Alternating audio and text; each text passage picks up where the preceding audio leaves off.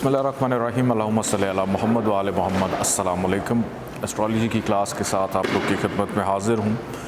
आज हमारा टॉपिक है कि कैंसर लगन में हम लोग देखेंगे पहले घर का जो मालिक है कि वो अगर ज़ायचे के 12 घरों में घूमेगा तो वो क्या असरात देगा। लेकिन उससे पहले कुछ सवालात हैं जो मेरे पास आए हैं, उनका मैं जवाब देना चाहूँगा। सबसे पहले एक सवाल आया था, जैसे एरीज़ असेंडेंट है, एरीज़ असेंडेंट के अंदर उसका दूसरा घर और 7वां घर ये दोनों वीनस के पास होते हैं, यानी दूसरा टॉरस है और 7वां जो है वो लिब्रा है। उस लेक्चर के अंदर मैंने आप लोगों को बताया था कि वीनस अगर दूसरे घर में होगा तो बुरे असरात नहीं देगा, 7वें में होगा बुरे असरात नहीं देगा, और उसके अंदर ये भी कहा था कि जब वो चौथे घर में आएगा डायरेक्शनल स्ट्रेंथ में हो जाएगा। तो सवाल ये पैदा हुआ कि लगन जो है वो एरीज़ है जिसका लॉर्ड प्लैनेट है मार्स। अब मार्स और वीनस दोनों एंटी हैं कि दोनों की आपस में दोस्ती तो नहीं है, एंटी है। तो एंटी प्लैनेट एक तरफ ये कहा जा रहा है कि बुरे असरात देगा, एक तरफ ये कहा जा रहा है कि अच्छे असरात देगा। तो ये कैसे? यहाँ पर एक चीज़ थोड़ा सा आप लोगों के लिए अंडरस्टैंड करना बहुत ज़रूरी है। मैंने 3 टर्म्स हमेशा यूज़ करता हूँ कि आपने ये देखना है कि प्लैनेट कहाँ से आया है, कहाँ बैठा है और कहाँ देख रहा है। कोई भी प्लैनेट हो, चाहे वो एंटी है या वो फ्रेंडली है, कोई भी सियारा अकॉर्डिंग टू देयर डिग्री के मुताबिक वो जितनी ताकत रखता होगा, जितनी उसके अंदर स्ट्रेंथ होगी, वो जिस भी घर में जाएगा उस घर की जितनी चीज़ें हैं उनको वो हाईलाइट करेगा। कोई भी प्लैनेट हो, अगर एक अच्छा प्लैनेट किसी बुरे घर में चला जाता है तो वो उस घर की खराबियों के शिकंजे में जकड़ा जाता है, लेकिन एक अच्छा प्लैनेट किसी अच्छे घर में जाता है तो उसकी अच्छाइयों को मज़ीद निखारता है। अब अगर एक एंटी प्लैनेट हो, जैसे एरीज़ असेंडेंट के अंदर टॉरस जो है, अब उसके पास 2 बड़े इंपॉर्टेंट डिपार्टमेंट है, दूसरा और 7वां घर, कि एक उसने खाना माल रखा हुआ है, एक उसने मैरिटल लाइफ यानी शादीशुदा ज़िंदगी रखी हुई है। अब है वो एंटी, ये कैसे बिहेव करेगा? कुछ लेक्चर्स में मैंने आप लोगों को बताया था कि अगर किसी एंटी प्लैनेट को ऐसे डिपार्टमेंट्स मिल जाएं जो ज़ायचे के बहुत अच्छे घर हों, जैसे केंद्र के घर हैं, मूल तरकोन के घर हैं, इसी तरह खाना माल अगर किसी को मिले या उसके बिल्कुल मद्दे मुकाबल उसको कोई घर मिले, होगा वो एंटी, लेकिन उस सबसे पहले वो काम क्या करेगा? उस घर की चीज़ों को हाईलाइट करेगा, उसको बढ़ा देगा। ये बिल्कुल ऐसे ही है कि मैं अब आप लोगों को एस्ट्रोलॉजी पढ़ाता हूँ और मैं बाउंड हूँ आप लोगों को पढ़ाने के लिए। हो सकता है मैं किसी दिन आऊँ और मेरा मिजाज ही ना हो, लेकिन मैं मजबूरन पढ़ा रहा हूँगा, उस दिन मैं एंटी हो जाऊँगा। कि हो सकता है कि शायद आप लोगों को मेरे पढ़ाने का अंदाज़ समझ तो आ जाए, लेकिन मेरी बॉडी लैंग्वेज से आपको लगे कि आज हमारा जो उस्ताद है ये उस मिजाज में नहीं हमें पढ़ा रहा। ये होता है एक एंटी प्लैनेट की कहानी कि वो जहाँ जाएगा सबसे पहले उन घर की चीज़ों को हाईलाइट करेगा, फिर according to behaviour, according to degree, कि अगर उसने पैसे देने हैं तो क्या वो पैसे देने में आसानी पैदा करेगा कि या थोड़ा सा आपको मेहनत करवाएगा? क्या वो शादी करवाने में आसानी पैदा करेगा? एरीज़ असेंडेंट को अगर आप जहन में रखें तो क्या वो शादी करवाने में फ़ायदा देगा या उसके लिए थोड़ा सा आपको मेहनत करनी पड़ेगी? अब एरीज़ असेंडेंट के अंदर वीनस अगर 7वें घर में ही हो, अपने ही घर में, तो ये कहा जाता है कि ये इतनी ख़राबी कि बीवी तो बड़ी खूबसूरत मिल गई या शौहर बड़ा खूबसूरत मिल गया, लेकिन वीनस रिप्रेजेंट किसको करता है? अना को, कि साहिब ज़ायचा का जो शरीक हयात होगा उसके अंदर फिर वो ख्वाहिशात का मादा भी उसको फेस करना पड़ेगा। खाली यहाँ खूबसूरती से काम नहीं चलेगा, वहाँ पर उसको थोड़ी सी उसकी अना कि हुस्न होगा तो फिर थोड़ा सा नखरा भी उसको बर्दाश्त करना पड़ेगा। तो इसी तरह एक एंटी प्लानट बिहेव करता है कि जहाँ मतलब कोई भी सयारा अगर छठे घर में आ जाता है, मिसाल के तौर पे, इस पे कोई विपरीत राजयोग नहीं है, कोई भी सयारा आ जाता है, शम्स आ गया, कमर आ गया, मरीख आ गया, मून आ गया, कोई भी आ गया, वो यहाँ पे आकर देखेगा कि वो आया कहाँ से है और आके बैठा कहाँ है। अब वो इन घर की चीज़ों को हाईलाइट करना शुरू कर देगा। बीमारी दे रहा है, कर्ज दे रहा है, टेंशन दे रहा है, डिप्रेशन दे रहा है, बीमारी दे रहा है, रोग दुख तकलीफ़, डर खौफ, सारी चीज़ें, मुकाबलेबाजी दे रहा है, कंपटीशन, हाउस ऑफ कंपटीशन होता है छठा घर।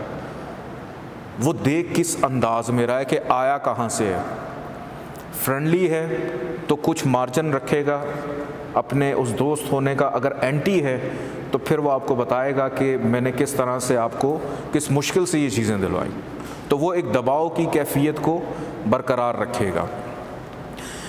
इसके बाद एक सवाल है कि सॉफ्टवेयर के बारे में बताएं कि इसमें नवामशा और चंद्र लगन जो है ये क्या है, और अगले सेशन में क्या हमें जो चरण है वो पढ़ाया जाएगा। लगन के आने के बाद चांद की जो प्लेसमेंट से मतलब नाम कैसे रखा जाता है। सबसे पहली बात ये कि अभी हम नवामशा की तरफ नहीं गए, अभी तो हम जायचा बनाना ही सीख रहे हैं। जायचे के D1, D2, D3, D4 काफ़ी सारे चार्ट्स होते हैं इसके। अभी जो एक्चुअल हमारा पैदाइशी जायचा है हमने उसकी अभी अंडरस्टैंडिंग क्लियर करनी है। ये अगर आपको समझ आ गया फिर आपके लिए ना तो नवामशा कोई मुश्किल काम रहेगा, ना आपके लिए चंद्र लगन मुश्किल। ये बिल्कुल ऐसे ही है कि मैं आपको ये कह दूं कि आप गाड़ी चलाना सीख लें। अब आपके सामने चाहे कोई ऑटोमेटिक गाड़ी आ जाए, चाहे कोई मैनुअल कार हो, चाहे कोई फॉक्सी हो, चाहे कोई BMW हो, एटलीस्ट आपको उसको चलाने का तरीका पता होगा कि मैंने कैसे ड्राइव करना है। इसी तरह एस्ट्रोलॉजी के अंदर जो डिफरेंट D चार्ट्स हैं उनको पढ़ने के तरीक़ेकार मुख्तलिफ हैं, लेकिन मेन जो चीज़ है बेस वो ये है। इस बेस से नहीं हम लोग हिलेंगे।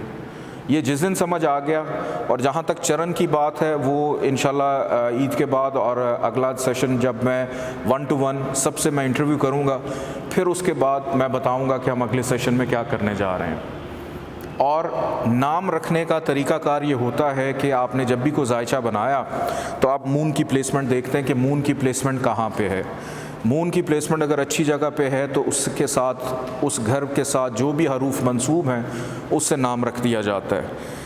लेकिन उसका भी मज़ीद रिफ़ाइन तरीका ये होता है कि मून कौन सी नक्षत्र पर है, इसको नक्षत्रास जो कहते हैं कि कौन से नक्षत्र के ऊपर मौजूद है। फिर वो 28 मनाजिल हैं, उन 28 मनाजिल के भी हरूफ हैं, फिर उससे नाम रखा जाता है। ये थोड़ा सा मुश्किल नहीं है और ना ही लेंथी है, लेकिन जब समझ आ जाएगा तो बहुत ईजी है। मैं इंशाल्लाह आप लोगों को ये भी बता दूँगा। इसके बाद एक सवाल आया था कि शादी कि अगर बीवी के जायचे में चौथा घर ख़राब हो और आपकी शादीशुदा ज़िंदगी का जो निकाह का जायचा होता है उसमें चौथा घर ठीक है, तो इसके क्या इम्पैक्ट होंगे। सबसे पहली बात तो ये कि हम साहिब जायचा जो भी है, लड़का लड़की दोनों का जायचा बना के देखेंगे कि उन दोनों के जायचों में चौथा घर यानी जो घर का सुख है वो कैसा है। और निकाह के जायचे में ये बहुत ज़्यादा मैटर करता है कि घर का सुख जो है वो अच्छा होना चाहिए। अगर इनफरादी तौर पे आपके जायचों में चीज़ें बहुत अच्छी हैं और निकाह के जायचे में कोई गड़बड़ आ गई, कोई फाइनेंस की आ गई, कोई घर के सुख की आ गई, कोई औलाद ताख़ीर से होने की आ गई, या मियाँ बीवी दोनों के मिजाज ही नहीं मिलते कि आपने एक ऐसी लगन कि एक का मिजाज जो है वो टॉरस वाला है, दूसरे का मिजाज लिब्रा वाला है, और निकाह आप कर रहे हैं एरीज़ लगन में, एंटी लगन में। जी मैं आपको सिर्फ मिसाल दे रहा हूँ, तो प्रॉब्लम्स आती हैं कि निकाह का जायचा बहुत ज़्यादा मैटर करता है। अगर निकाह का जायचा ख़राब हो जाए, करने वाली अल्लाह की ज़ात है, कोशिश की जाती है कि जहाँ पे भी जायचा बनाया जाए उसमें सारी चीज़ों को बैलेंस किया जाए। इसके बाद इन्होंने पूछा है कि औलाद का घर ठीक है मगर शादी के जायचे में ख़राबी है, तो ऑब्वियसली ख़राबी तो देगा वो। ये बिल्कुल ऐसे ही है कि जैसे मैंने अभी उमैर भाई का एक जायचा बनाया पैदाइशी, और इनके जायचे में मैंने देखा औलाद का खाना, मिसाल दे रहा हूँ, औलाद के खाने के अंदर मैंने ये देखा कि एक सयारे की ख़राबी है। या बहुत अच्छा है, बहुत अच्छा है कि शादी होगी, अल्लाह पाक इनको औलाद नरीना से नवाजेगा।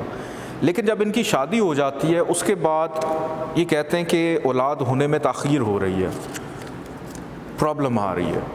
तो कहीं ना कहीं जो निकाह का जायचा है उसके अंदर पाँचवें घर की कोई ख़राबी होती है कि उसमें कोई ताख़ीर से औलाद होने का योग बना होता है, जिसको मोस्टली एस्ट्रोलॉजर निगलेक्ट कर देते हैं, इतनी तवज्जो नहीं देते। बहुत सारे बड़े बड़े नाम हैं, मुनासिब नहीं लगेगा, लेकिन वो ये कहते हैं कि इस चीज़ का कोई असर और फ़ायदा नहीं है। लेकिन बहुत सारी एग्जांपल्स भी ऐसी मौजूद हैं जिनमें ये प्रॉब्लम्स आती हैं कि अगर आपके पैदाइशी जायचे के अंदर कोई प्रॉब्लम है, आप उसको निकाह के क्योंकि एक नसीब आपके साथ आके अटैच हो रहा है, कि आपके साथ एक नसीब आके अटैच हो रहा है कि अब आप दोनों की गमी और खुशी साझी है। अगर औलाद उमैर साहब की नहीं हो रही तो इसका मतलब इनकी शरीक हयात भी परेशान है। अब खाली एक परेशानी एक बंदे की नहीं है, दो बंदों की है। हो सकता है इनके वालिद भी परेशान हो, इनकी वालदा के 4 बंदे मज़ीद परेशान हैं, इनके भाई भी हों कि यार इतना अरसा हो गया कि आखिर क्यों नहीं औलाद हो। तो एस्ट्रोलॉजी जो है ये हमें कनेक्ट करती है एक दूसरे के साथ। आप अपनी अपनी ज़िंदगियों में झांकिए कि जब आप बैचलर थे, अकेली ज़िंदगी गुजार रहे थे, और उसके बाद जब शादी होती है तो आपकी ज़िंदगी में क्या तब्दीली आती है। आप ऊपर जाते हैं, नीचे आते हैं, क्या होता है। शादी का जायचा देखने के लिए सब सियारों के असरात देखेंगे, बिल्कुल देखेंगे। शादी का जायचा जब बनता है, ये थोड़ा सा हमारे इससे हटके है लेक्चर से, लेकिन ये अच्छा है, मुझे ये सवाल अच्छे लगे, मैंने कहा मैं आपसे डिस्कस करूं। इसके बाद सवाल ये आया था कि हुमल लगन में एरीज़ असेंडेंट जो है 5वें घर का स्यारा 10वें घर में, कि यानी एरीज़ असेंडेंट है और 5वां घर बनता है लियो। लियो का जो मालिक है शम्स, वो बैठा हुआ है 10वें घर में। अब 10वें घर में मौजूद है यहाँ पे मार्स जो है, यानी लगन का मालिक भी इधर ही है, दोनों इकट्ठे बैठे हैं। और शम्स ने मार्स को क्या कर दिया, गरूब कर दिया, कम्बस्ट कर दिया।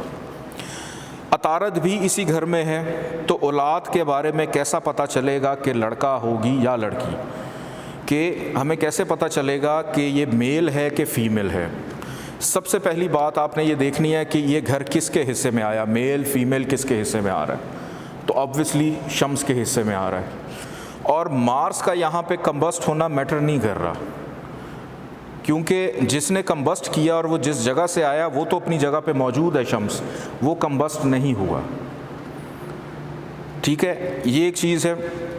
इसके बाद हम ये भी देखेंगे कि इस 5वें घर पे किसी प्लैनेट की नज़र तो नहीं पड़ रही। हो सकता है कोई यहाँ पर कोई बैठा हो, मुश्तरी बैठा हो, वो यहाँ पर नज़र डाल रहा हो, तो लड़के का योग। यहाँ पे वीनस बैठा हो, वो 5वें घर पे नज़र डाल रहा हो, या मुश्तरी घूम घुमा के को 5, 7, 9 9वीं नज़र को पड़ रही हो। मरीख की यहाँ से, अब मरीख यहाँ पे गरूब है, अगर मरीख का ये नगीना पहन लें, मरजान मरीख को ताकत दें, तो मरीख की ऑटोमेटिकली 7वीं और 8वीं नज़र होती कि मरीख इसको देखेगा, तो वो स्ट्रेट अवे फिर इंडिकेशन हो जाती है औलाद नरीना की, यानी लड़के की। दशा और अंतरदशा से क्या मुराद है और इसका क्या असर होता है, मैं इसका बिल्कुल ब्रीफ बताऊंगा।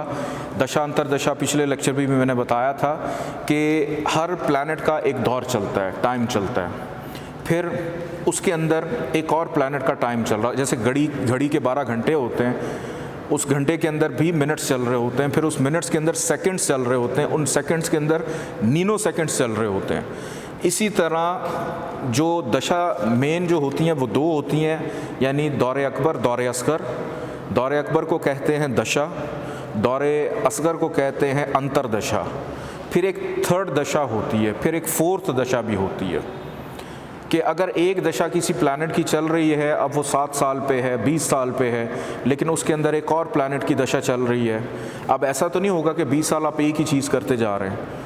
रोज़ हर अभी 2 घंटे के बाद हमारी क्लास ख़त्म होगी, आप किसी और मूड में चले जाएंगे, तो उनके अंदर भी दशाएं चल रही होती हैं। तो इसको इंशाल्लाह अगले जो हमारा एडवांस का होगा उसमें मैं इंशाल्लाह इसको करवाऊँगा आप लोगों को।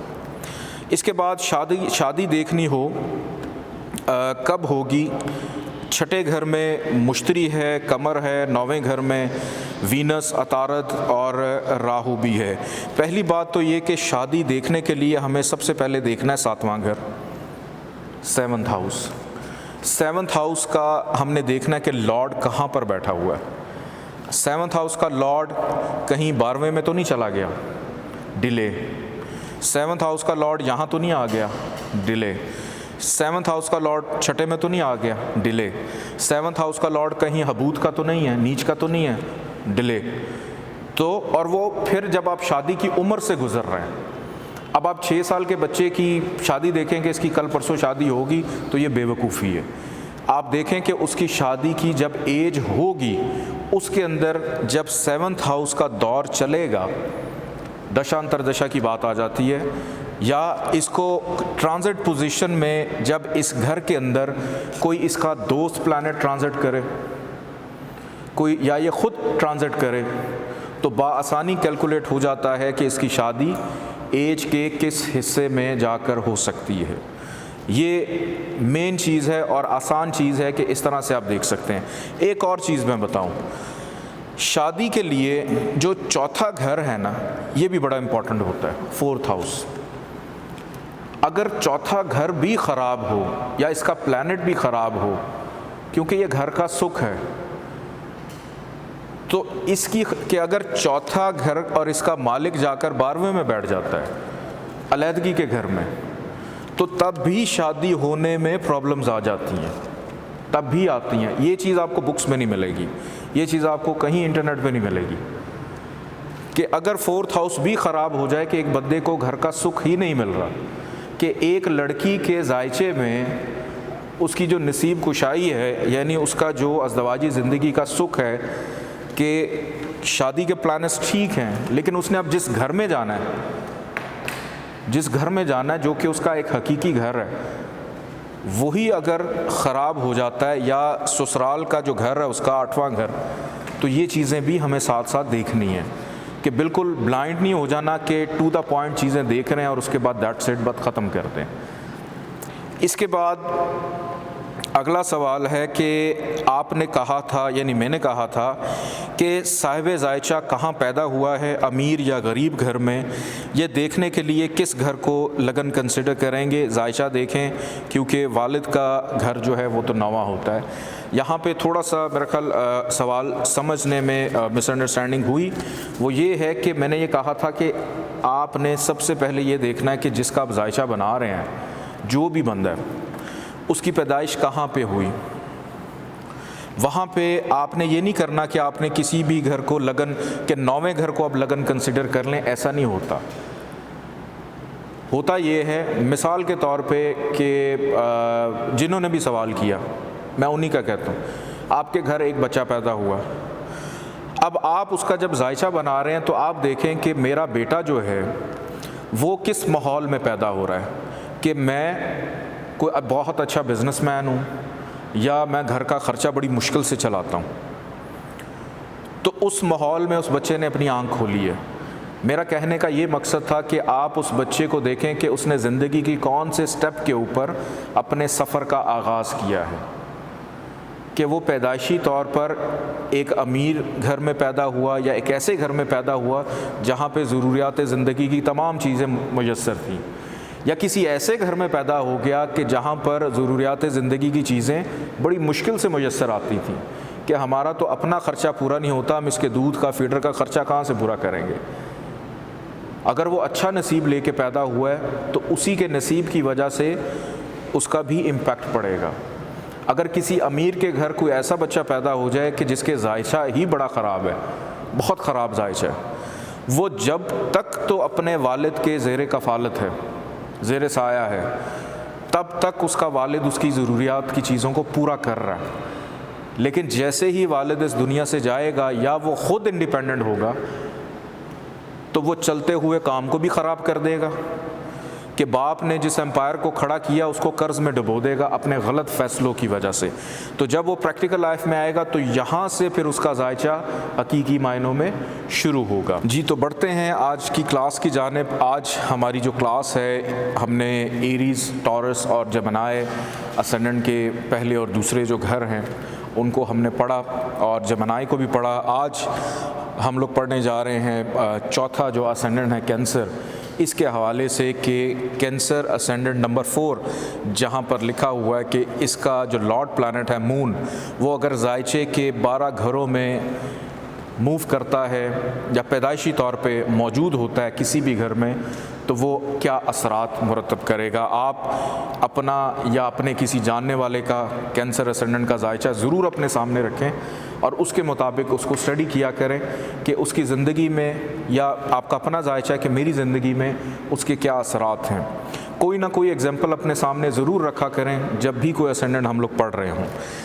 मून अगर जायचे के पहले घर में ही आकर मौजूद हो जाए, यहाँ पर मौजूद हो, मैंने पिछली क्लास में आपको बताया था कि लगन का मालिक यानी असेंडेंट का जो लॉर्ड होता है वो अगर अपने ही घर में हो, पहले घर में, तो उसको एक राजयोग मिलता है जिसको हम कहते हैं पंच महापुरुष योग। लेकिन मून और सन ये दो ऐसे प्लैनेट्स हैं कि जिनके ऊपर ये योग अप्लाई नहीं होता, क्योंकि ये दोनों एक आग है और एक पानी है, एक रोशनी है और मून भी एक तरह का हमारी ज़िंदगी गुजारने का। तो ये अपने आप में ही बहुत अच्छे होते हैं कि मून अगर अपने पहले घर में ही खुद से मौजूद हो तो यहाँ पर ये वैसे ही बड़ा अच्छा हो जाता है, लेकिन इसको हम पंच महापुरुष योग की कैटेगरी में नहीं डालेंगे। यहाँ पर मून अगर आकर बैठ जाता है, अब मून का ताल्लुक़ है हसासियत से, जज्बातीपन से। अब मून पानी भी है, मून खूबसूरती भी है और मून के अंदर ममता भी होती है कि कमर जो है, ये कैंसेरियंस को भी अगर हम देख लें, उसकी वजह ये है कि मोस्टली कैंसेरियंस को ये कहा जाता है कि ये अपनी फैमिली से बड़े अटैच होते हैं, बहुत ज़्यादा अटैच होते हैं। उसकी सबसे बड़ी रीज़न क्या है कि उनका वो जो ब्रेन है, मैंने जो शुरू में आपको पढ़ाया था, उनका जो ब्रेन है मून, बेसिकली मून के अंदर ये खसूसियत पाई जाती हैं कि वो एक तरह का निज़ाम शमसी में उसका जो किरदार और बिहेवियर है वो माँ जैसा है, उसके अंदर ममता है। तो मून अगर जायचे के पहले घर में ही आकर बैठ जाए, लड़का है या लड़की है, तो साहिब जायचा खूबसूरत होता है, लेकिन उसके अंदर सेंसिटिविटी होती है, जज्बातीपन होता है, अपनी फैमिली, अपने असूल, अपनी बातों के ऊपर कॉम्प्रोमाइज़ कभी नहीं करता, कि जो असूल बना लेता है उसके ऊपर। फिर इनके अंदर एक और आदत भी होती है कि अगर कहीं पर बैठे हैं और महवे गुफ्तगू हैं, बात कर रहे हैं, 10 मिनट तो बड़े गौर से सुन लिया, लेकिन 11वें मिनट पे इन्होंने डी ट्रैक होना है, इधर उधर देखेंगे या उठ के चक्कर लगाएंगे, फ़ोन पे बात करेंगे तो बैठ के सुकून से बात नहीं कर सकते।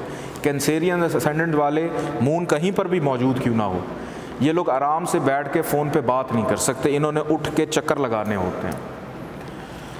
तो यहाँ पर बैठा हुआ मून इनकी शख्सियत के अंदर, मिजाज में, इनकी सिक्स सेंस को भी स्ट्रॉन्ग करता है। यहाँ से मून जब डालेगा 7वीं नज़र जायचे के दूसरे घर, 7वें घर पे, अब एक चीज़ का आपने ख्याल रखना है कि मून की डिग्रीज, कि उसमें ताकत कितनी है, और मून की एक ही नज़र होती है 7वीं के बिल्कुल सामने देखता है। तो जब सामने इसकी नज़र पड़ेगी तो ये अपनी शरीक हयात को भी कोशिश करेगा कि मैं ऐसा इंतखाब करूं कि जो मेरे बच्चों की तरह हो, मतलब मियाँ या बीवी की तरह ना हो, मेरे बच्चों की तरह हो, कि मैं उसका ख्याल ऐसे रखूं जैसे माँ अपने बच्चों का ख्याल रखती है। और मैरिटल लाइफ में सुख भी मिलता है, शराकतदारी किसी के साथ की, पार्टनरशिप की, उसमें भी सुख मिलता है अगर डिग्री वाइज मून में ताकत है तो। फिर डेली वेजेस हैं, डेली वेजेस के अंदर फ़ायदा मिलता है। आगे बढ़ते हैं जायचे के दूसरे घर की जानिब के मून अगर आकर बैठ जाए जायचे के दूसरे घर में। अब यहाँ पर मून की प्लेसमेंट, अब दूसरा घर, सबसे पहले आप लोग अपने दिमाग में ये डालें कि ये घर है किसका, पैसे का, ख़ानदान का, गुफ्तगू का, बोलने का, ज़ुबान का।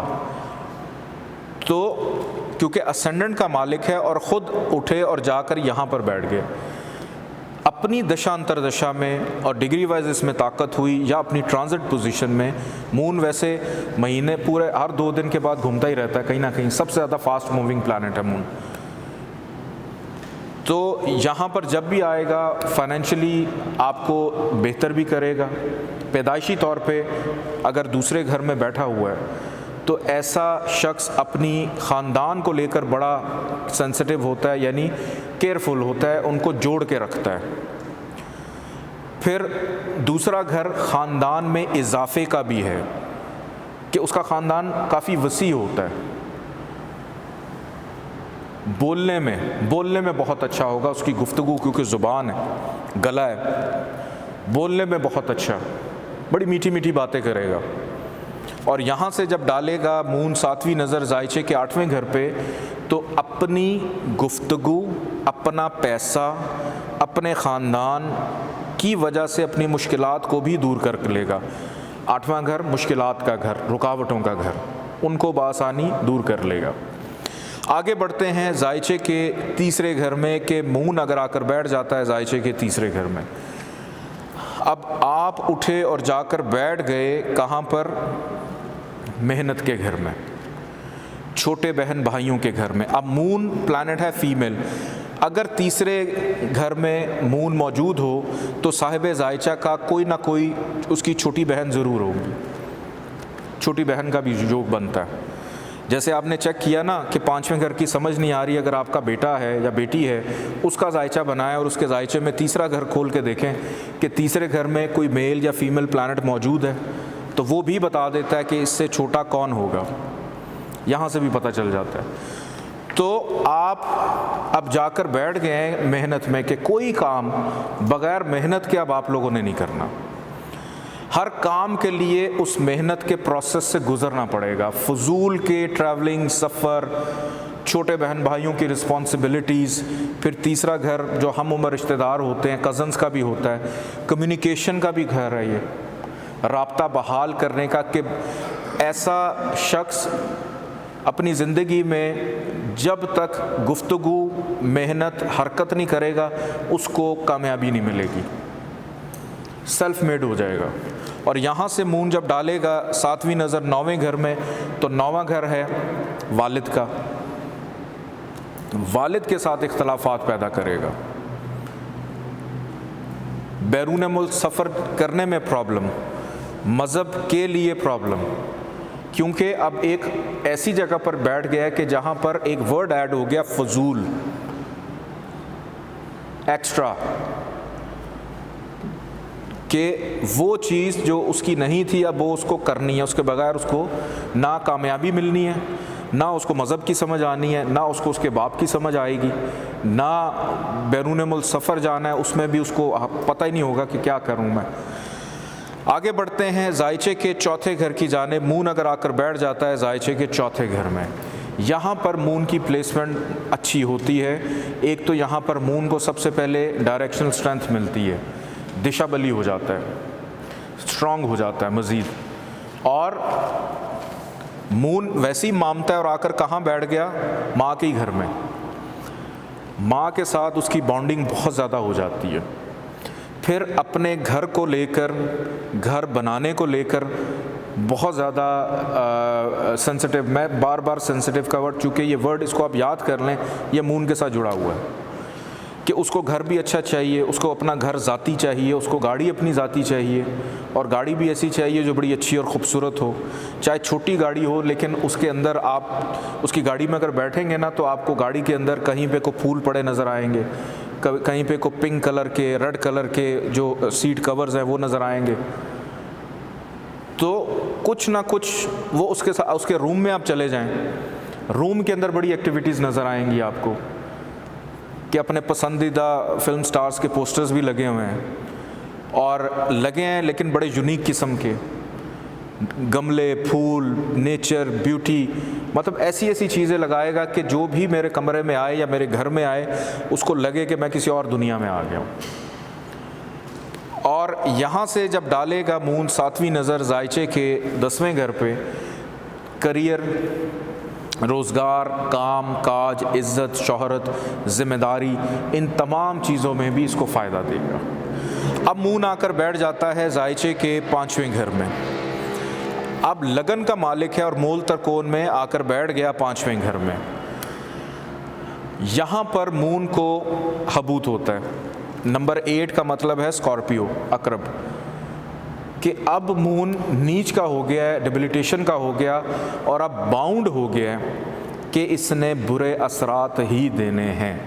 अब एक और चीज़ मैं आपको यहाँ पे बता देता हूँ कि मून यहाँ पर ख़राब तो हो गया, लेकिन चूँकि फीमेल प्लैनेट है और आकर बैठ गया वहाँ पे, अब ये बेटी का योग बनेगा। अच्छा है बुरा है तब भी योग वो बनाएगा ज़रूर बेटी का, लेकिन औलाद का सुख नहीं देगा, मोहब्बत में आसानी नहीं होगी। इंसान खुद जाकर, ये 5वां घर है अकल का, अकल को हबूत लग गया, यानी अकल नीच की हो गई, नेगेटिविटी की तरफ चली गई, जना, बदकारी, बुरे अमाल, गैम्बलिंग, जुआ, कि हर वो काम जो गैर शरई है, हर वो काम जो इल्लीगल है, उस तरफ इसका जहन, और बातें भी ऐसी ऐसी करेगा जो किसी को समझ ही नहीं आएगी।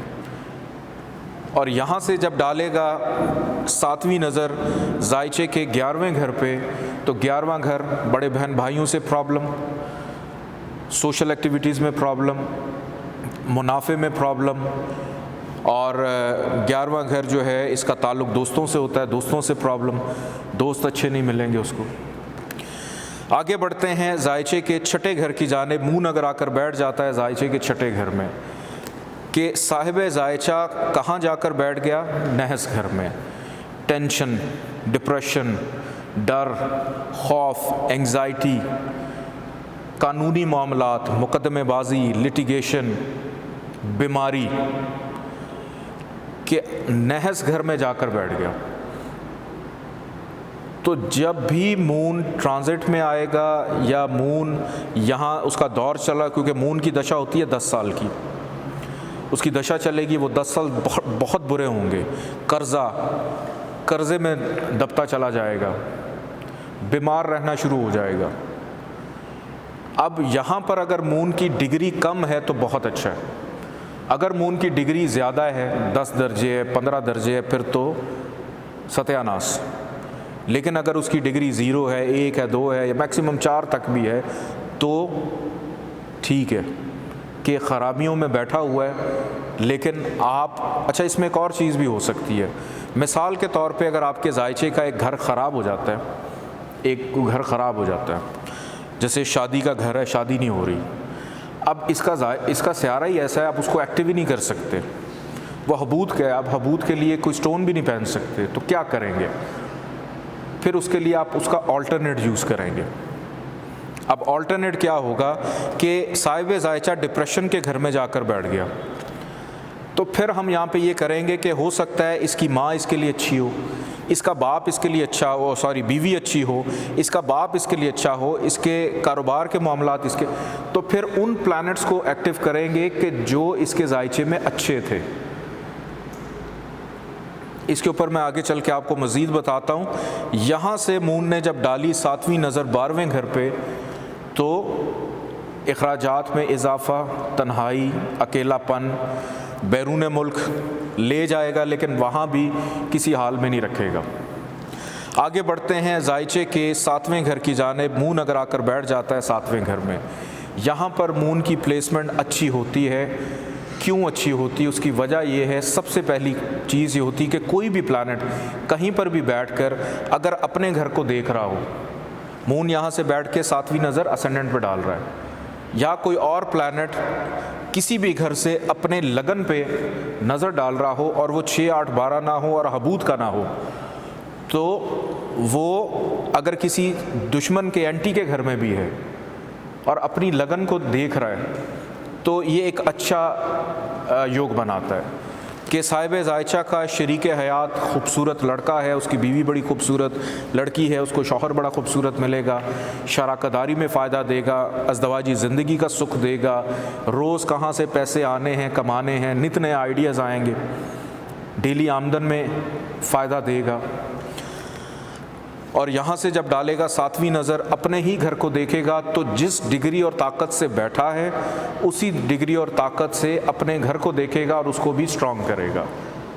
आगे बढ़ते हैं ज़ायचे के 8वें घर की जानिब। मून अगर आकर बैठ जाता है ज़ायचे के 8वें घर में तो यहाँ पर बैठा हुआ मून बहुत ज़्यादा ख़राब के साहिब ज़ायचा जाकर मुश्किलात के घर में बैठ गया, रुकावटों के घर में, मायूसी, परेशानी, हादसात, करप्शन, रिश्वत, हर वो बुरी चीज़ जिसका ताल्लुक़ 8वें घर से है। मतलब आप मून यहाँ पे आया तो ये नहीं है कि मून खुद वैसा हो गया, मून ने उन चीज़ों को हाईलाइट कर दिया। अगर मून 15 डिग्री पे है तो उसने नाउमीदी भी बढ़ा दी, परेशानी भी। अगर इस घर में कोई अच्छी चीज़ भी है उसको भी बढ़ा देगा। कोई भी प्लैनेट किसी भी घर में आता है वो जहाँ पर जाएगा उस घर के अंदर अगर दर्जनों चीज़ें तो सबको बढ़ा देगा, सबको एक्टिव कर देगा। तो मून ने यहाँ पर आकर ख़राबियाँ पैदा की नहस घर में आके। यहाँ से इसने डाली 7वीं नज़र दूसरे घर पे, तो फाइनेंस की और ख़ानदान की प्रॉब्लम, बोलने की प्रॉब्लम, ये सारी चीज़ें कि इंसान अपनी ज़िंदगी में कोई भी काम बग़ैर रुकावट के नहीं, यहाँ पर बग़ैर मेहनत के नहीं कर सकता था। अब यहाँ पर मेहनत जितनी मर्ज़ी कर ले लेकिन प्रॉब्लम ज़रूर आएगी, वो भी आधा अधूरा काम उसका होगा।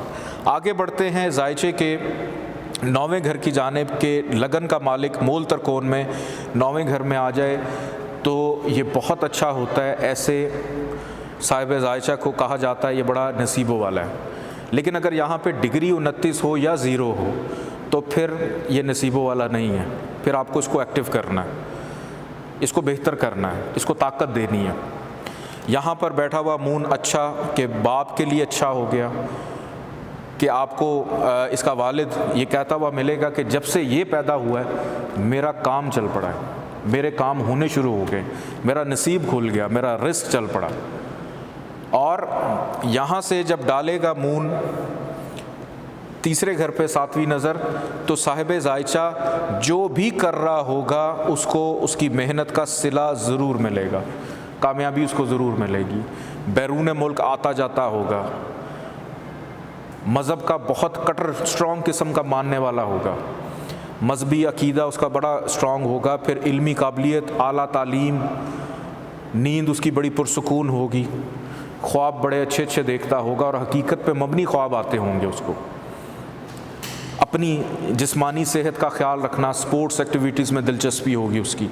आगे बढ़ते हैं ज़ायचे के 10वें घर की जानिब। मून अगर आकर बैठ जाता है 10वें घर में, अब यहाँ पर मून की प्लेसमेंट बेहतर होती है कि साहिब ज़ायचा ख़ुद उठा और जाकर बैठ गया काम काज, करियर, प्रोफेशन के घर में, उसके लिए बेहतर हो गया। यहाँ से इसने 7वीं नज़र डाली चौथे घर में तो यहाँ पर अच्छाई को पैदा करते करते यहाँ पर उसने चौथे घर को भी फ़ायदा देगा। आगे बढ़ते हैं ज़ायचे के 11वें घर की जानिब। मून अगर आकर बैठ जाता है ज़ायचे के 11वें घर में, यहाँ पर बैठा हुआ मून बहुत अच्छा होता है क्योंकि यहाँ पे एक तो उसको शर्फ मिल रहा है, एग्जॉल्टेशन में चला गया, और 11वां घर होता है मुनाफे का। कोई भी लगन का मालिक हो, दूसरे घर का मालिक हो और वो 11वें घर में आकर बैठ जाए तो ऐसे इंसान के पास दौलत बड़ी होती है, दौलत बेपनाह होती है उसके पास, अनगिनत के वो गिन नहीं सकता उसके पास कितनी दौलत, दोस्त बड़े बेशुमार। फिर सियासत में दिलचस्पी, सोशल एक्टिविटीज़, पब्लिक रिलेशनिंग उसकी बड़ी स्ट्रांग होती है। ख्वाहिशात, जिस चीज़ की ख्वाहिश तमन्ना करेगा उसको वो चीज़ मिल भी जाएगी। लेकिन एक चीज़ अपने जहन में आप लोगों ने रखनी है कि इंसान के पास जितना मर्ज़ी पैसा आ जाए और वो पैसों से अपनी ख्वाहिशात पूरी कर ले, लेकिन उसके साथ साथ कहीं ना कहीं प्रॉब्लम्स भी होती हैं। आप जितने मर्ज़ी अमीर लोगों को देखें,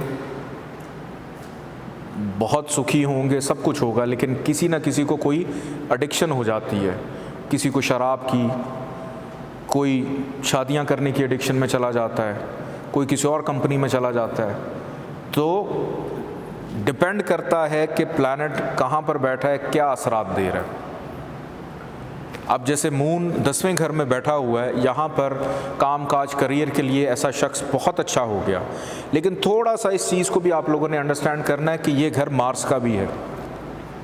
जिस घर में वो गया वो घर मार्स का भी है, तो मार्स के अंदर तलखी भी होती है। अब वो आया है ऐसे बंदे के, जब मून यहाँ पर होगा तो ऐसे बंदे को हुक्म चलाने का बड़ा शौक़ होगा, छोटी छोटी बात पे ऑर्डर और हुक्म देता होगा। तो उनकी प्लेसमेंट जो है वो देखना बहुत अच्छा है। वहाँ से मून ने डाली 5वें घर के ऊपर 7वीं नज़र, बेटी का योग बनाया, मोहब्बत में आसानी दी, अनसर्टेन गेन भी दिया उसने। मून आकर बैठ जाता है जायचे के 12वें घर में। यहाँ पर मून की प्लेसमेंट ख़राब हो जाती है क्योंकि नहस घर है, सबसे ख़राब और सबसे वर्स्ट घर है। यहाँ पर के मून चला गया तन्हाई में, जुदाई में, अलहदगी में, बैरून मुल्क इमिग्रेशन दूर तो ले जाएगा, लेकिन प्रॉब्लम्स आपका पीछा नहीं छोड़ेंगी, अखराजात, नज़र बद ये रहेंगी। और वहाँ से 7वीं नज़र इसने डाली जायचे के 6ठे घर में, तो बीमार भी करेगा, कर्ज़ में भी मुब्तला कर सकता है कि अपने ख़र्चे वसाइल पूरे करने के लिए आपको कर्ज़ लेना पड़े, उसको उतारने के लिए मज़ीद कर्ज़ लेना पड़े। तो इस जायचे के अंदर मून अगर 3रे घर में हो, मून अगर 5वें घर में हो, मून अगर 6ठे में हो, 8वें में हो और 12वें में हो, और आप ये चाहते हैं कि हम अपनी पर्सनालिटी को स्ट्रॉन्ग करें, बेहतर करें, तो या मून की डिग्री बड़ी वीक है और मून आकर बैठ गया 9वें घर में, या शर्फ का बैठा हुआ है, 0 है, 29 है, 28 है, 2 है, 3 है, कि इसको मज़ीद थोड़ा ताकतवर करें ताकि जिस घर में गया है उसकी जो चीज़ें वो तो उसको मिले। तो इसको एक्टिव करने के लिए जो स्टोन पहना जाता है वो है वाइट पर्ल यानी सफ़ेद मोती, और एक है दुर्र नजफ़ जिसको मून स्टोन भी कहा जाता है। तो ये 2 नगीने इसके साथ मंसूब हैं कि आप पहन सकते हैं, लेकिन अगर मून 3रे में है, 6ठे में है, 8वें में है, 5वें में है और 12वें में है, तो इन 3 घरों में इसका स्टोन आपने किसी को रेकमेंड नहीं करना, वरना आप उसके साथ ज़्यादती करेंगे। अगर मून कम्बस्ट हो जाता है, गरूबियत का शिकार है, चाहे वो हबूत का ही क्यों ना हो 5वें घर में, तो फिर भी आप उसका स्टोन लेकर पहन सकते हैं। उसकी वजह ये है, शायद मैंने पिछले लेक्चर में भी बताया था, कि अगर आपके किसी भी घर का कोई मालिक ख़राब हो जाता है या डेड हो जाता है, प्लैनेट डेड हो जाता है, कि आप बीमार हो गए हैं और प्लैनेट डेड है, अब जब तक उस प्लैनेट को एक्टिव नहीं करेंगे उस बंदे को शिफा ही नहीं मिलेगी। आप जितनी मर्ज़ी मेडिसिन यूज़ कर लें, जितनी मर्ज़ी फिजियोथेरेपीज़ कर लें, जो मर्ज़ी इलाज कर लें, कि एक स्यारा ही डेड है, कि बीमारी अब मिल गई, लेकिन अब उसको ठीक करने के लिए कोई दवाई उस पर असर तो करे, चलो ठीक है बीमार रहे लेकिन चलने फिरने के काबिल तो हो, तो उसके लिए हम फिर गरूबियत से उसको निकालते हैं कि किसी भी प्लैनेट का किसी भी हालत में कम्बस्ट होना ये ठीक नहीं है। बहुत शुक्रिया, अल्लाह हाफ़िज़।